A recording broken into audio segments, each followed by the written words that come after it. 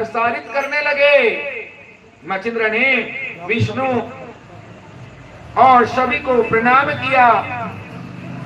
लक्ष्मण, भरत, शत्रुघ्न सभी को प्रणाम किया और सभी अपने अपने स्थान को चले गए। आशीर्वाद दे करके, अपनी शक्ति दे करके मच्छिंद्रनाथ को। और उसके बाद में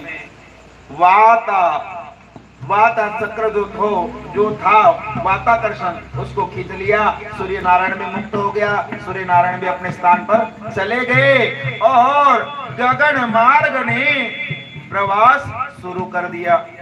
जो गगन का मार्ग था सूर्य का, वो प्रवास चालू हो गया। तब तक के प्रवास रुका हुआ था।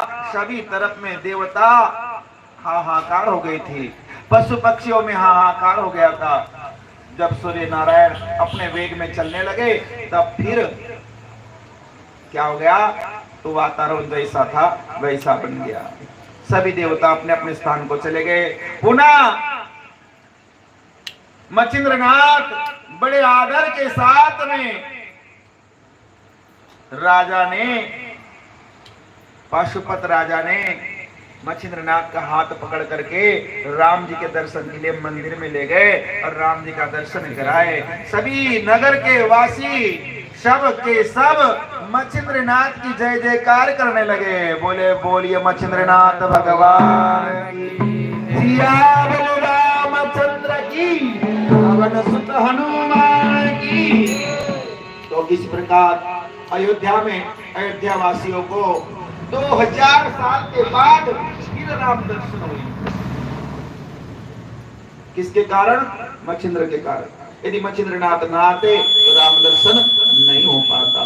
सगर नगर वासी जय जयकार करते हुए राम मंदिर में ले गए। जिन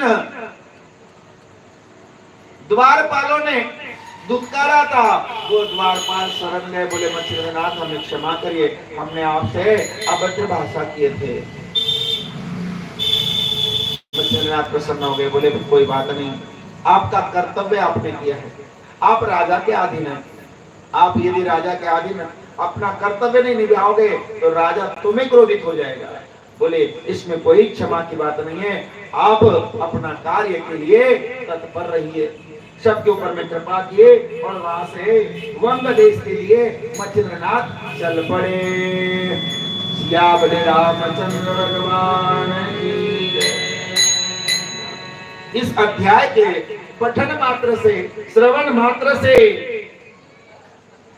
मित्रता निर्माण होती है और भूला भटका मित्र हमको मिल जाता है।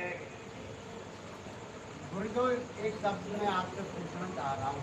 पूछिए बोले। समझना मत कि मैं कोई भी बात, भाई शंका है इसलिए मैं पूछ रहा हूँ आपसे। उसे त्याचा नैना से भगवान नारायण को मच्छिंद्रनाथ मत्स्य रूप धारण क्यों करना? मत्स्य रूप ना, मत्स्य रूप धारण करने के लिए कुछ कारण होगा, तभी तो धारण किया ना। हाँ, जब मच्छिंद्रनाथ मत्स्य रूप धारण किए, कब? जब वेदों को चुरा करके ले गए।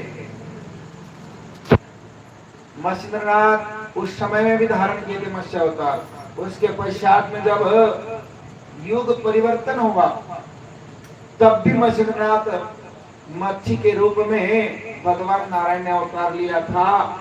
गाय के लिए तो जो 7 सप्त ऋषि थे, उनके कल्याण के लिए, जो क्या नाम है वो राजा,